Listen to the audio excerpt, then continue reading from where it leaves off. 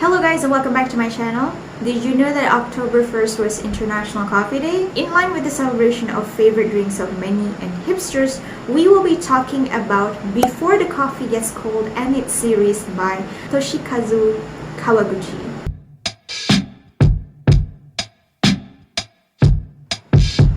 So the book is set in a cafe with an interesting urban legend. Those who go there can time travel. There are 3 books in the series. We have the first 2 focusing on the Tokyo cafe called Funikini Funikula. And the 3rd book is set in its sister cafe in Hokkaido, which is Cafe Dona Dona. I'll try to finish my review before my coffee gets cold. So let me go and prepare some coffee. A few minutes later. So here I am with my cup of joe. This is a heat sensitive mug, so you can tell when the coffee gets cold. Each book is divided into a short story like chapters that follows a certain characters in the story. Some of them are employees of the cafe, others are patrons, and we dive into their struggles that drove them to want to travel back in time. Apparently this series is based on his play, and it is obvious since he's a playwright, so the book itself feels like a play. Story-wise, I'm not gonna lie to you, the series broke me. The reason why it took me so much time to write the notes and everything, it's because I spent International Coffee Day reading this and crying my eyes out. However, like, his writing is not perfect. There are some important details that are relayed in such an expository manner. But, you know, like, it doesn't really bother me that much because he made it up through his characters. His characters are great. Their individual narratives is very, like, immersive with such weight and depth. All of the characters have a role to play. The way they interact with each other in between the staffs, and the main staffs are Kazu and Nagare. They're essentially the main character, who are cousins running the cafe, and the patrons. I felt really welcome. It almost felt like this is a real cafe that I'm a part of. And honestly, if this cafe exists, I would love to go there. This book is sad. Like I said, I ugly cried reading this. But it's a bit dreary, but optimistic at the same time. And the way the characters are related to one another, because there's a bunch of characters in here, and they all come and go in a very intricate way that under a less skilled writer, I think it would suck. But the characters are related to one another through their relationship to cafes. So the cafe is like a central point, and the cafe itself is described as feels unaffected by time. It's like they are. It's like the moment when you step inside the cafe, it's like escaping their purgatorial pain to a blissful paradise of acceptance and self-awareness. I'm gonna list down a few stories of the books in 3 books.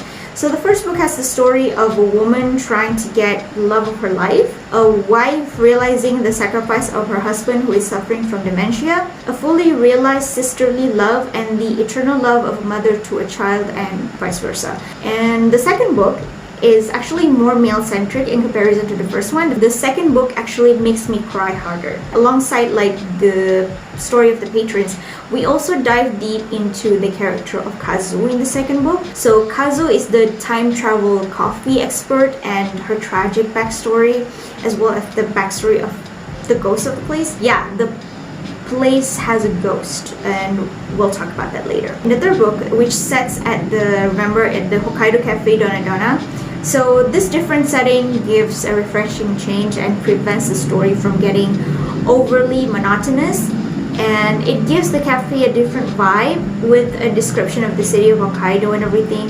Although I have to agree with some that the stories sometimes do get a little bit repetitive. Honestly, I don't mind that because I still get hit in the feels anyway. The existence of the Hokkaido cafe was actually teased during the first book, as Kazu and Nagare had to manage the cafe in place of Nagare's mother, Yukari, who went on a journey to help one of her patrons. So Nagare's mom appeared in the third book when the characters time travel and the flashbacks. I love the fact that even though Yukari is not truly present in the present, her effect transcends time and space. The first story in the third book initially annoys me actually. It's about a girl who's orphaned at an early age and had a really rough life, and she wanted to travel to the past simply to get mad at her parents for dying. A person's death is not their choice unless they unlife themselves by choice. Her parents died due to an accident, by the way. She's more mad at her parents for dying than her relatives who abandoned her and her cousins from bullying her. But her mindset significantly reduced my level of sympathy to her. But anyway, she has a character arc, don't worry. Her story is still worth reading though. The second story is about a comedian who misses his late wife. There's a little bit of mystery in the story. I think, like, for me, the third book is how the author trying to experiments with a different vibe. So I'm actually having fun with the third book though. It's still sad, but I see that he's trying. So since each story focuses on different characters, there are some that are recurring in later chapters and even later books. Like, writing wise, I love how the author plays with character placements and settings as he plays with the multiple plot twists. I love how the stories is not always direct. Like, we go forward and also have multiple flashbacks, and then there are multiple plot twists. I honestly did not expect plot twists in this kind of story. For instance, like, you have one scene where a patron enters the cafe looking for someone and leaves disappointed, only to reveal later that the person is actually hiding inside the cafe and was hidden by the staff. The storyline between these two characters later continued in the later chapters, and it just like, The cafe apparently has stood the test of time. It has existed since the Edo period, and it is run by the Tokita family. So it's Kazu Tokita and Nagare Tokita.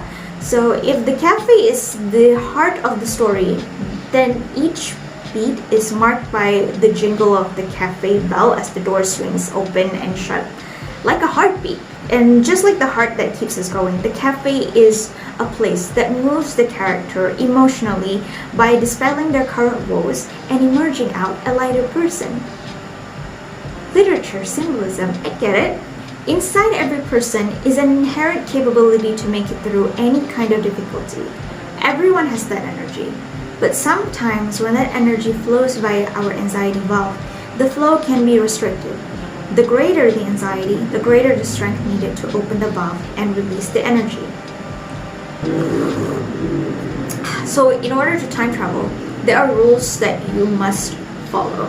So let's dissect those rules, okay? So the first rule we have, the only person you can meet while in the past are those who have visited the cafe. The second rule, there is nothing you can do while in the past that will change the present. The third rule, there's only one seat that allows you to go back in time, but another customer, the ghost, is sitting on it. And the only time you can sit there is when the customer goes to the toilet. The fourth rule, while in the past, you cannot move from your seat. If you do, you will be pulled back to the present by force. The fifth rule, your stay in the past begins when the coffee is poured and must end before the coffee gets cold. The fundamental tools of this process are the aforementioned chair, the coffee, and the pourer of the coffee, which is, about 90% of the story is poured by Kazu.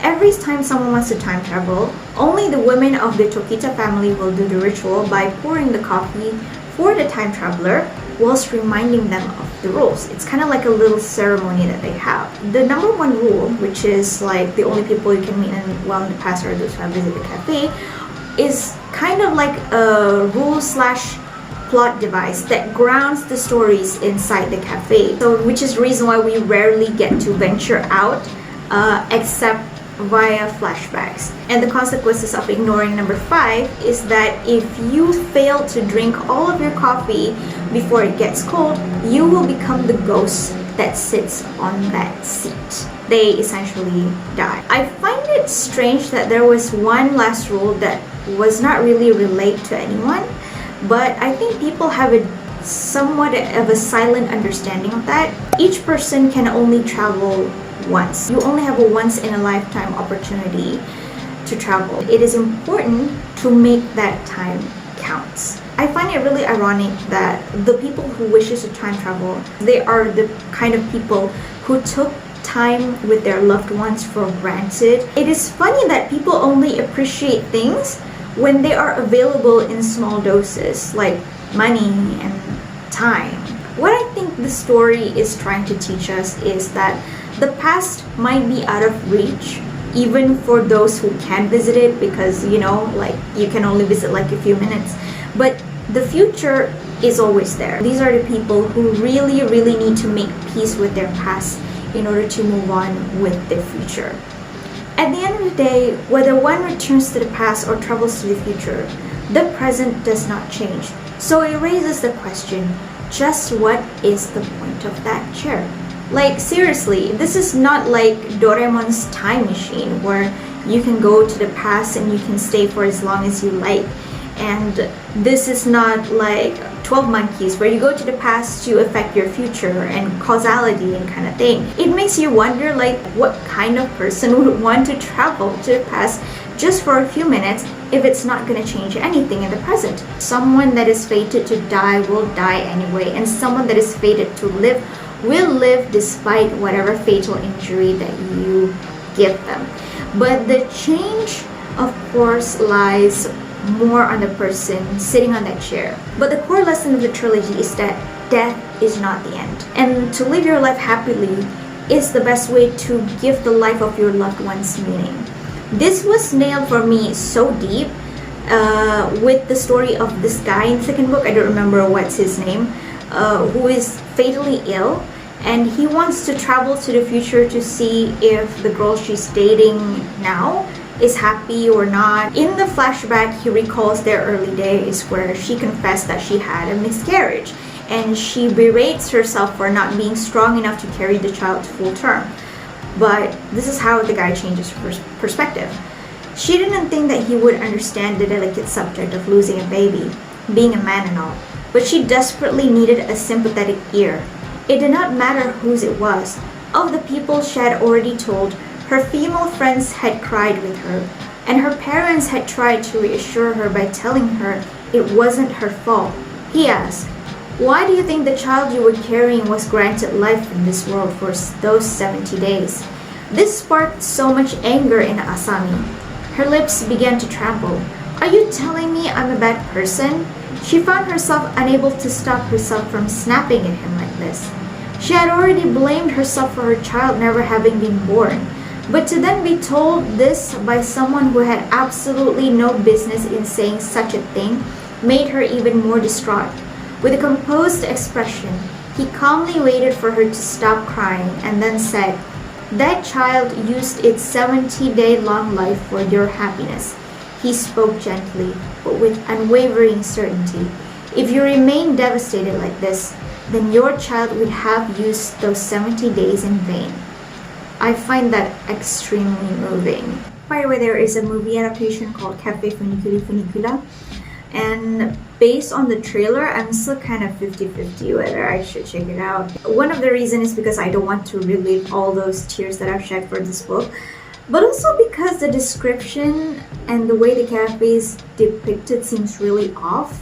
It feels a bit too bright, too huge in comparison to how it's supposed to be, like the small tiny cafe with like very few seats. They were in a windowless basement cafe.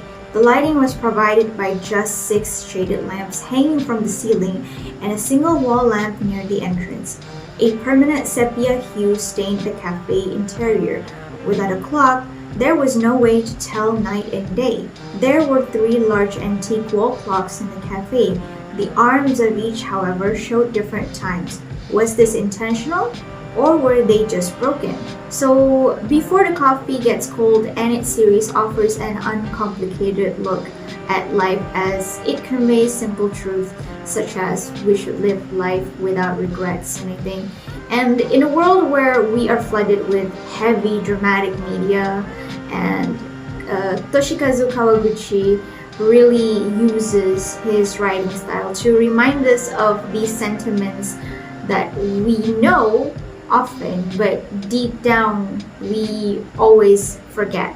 And he prompts us to think about life's true value and what to do with ours while we still have the chance.